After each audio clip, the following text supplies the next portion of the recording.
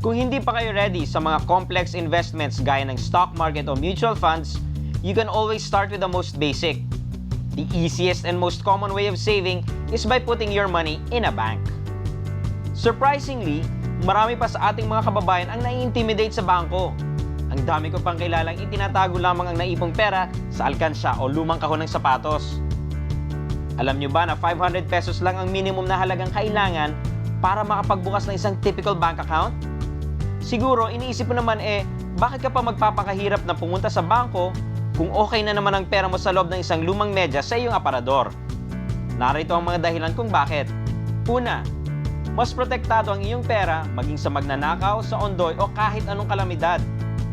Ma-hold up man, ma-ondoy o kahit masunog ang branch kung saan ka nag-open, protektado pa rin ang pera mo.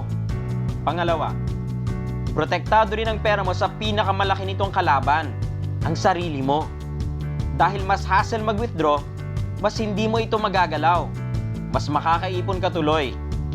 Kahit pa sabihin nating may 24/7 banking na at napaka-convenient mang mag-transact over the phone, through the internet o kahit sa ATM, iba pa rin pag ang pera mo ay nasa kabilang kwarto lamang. Pangatlo, kikita ka pa. Bagamat hindi kasing laki ng maaari mong kitain sa mga higher profile investments, mas mainam pa rin ito kaysa hayaan yung kumita lamang ng amag ang pera ninyo sa aparador.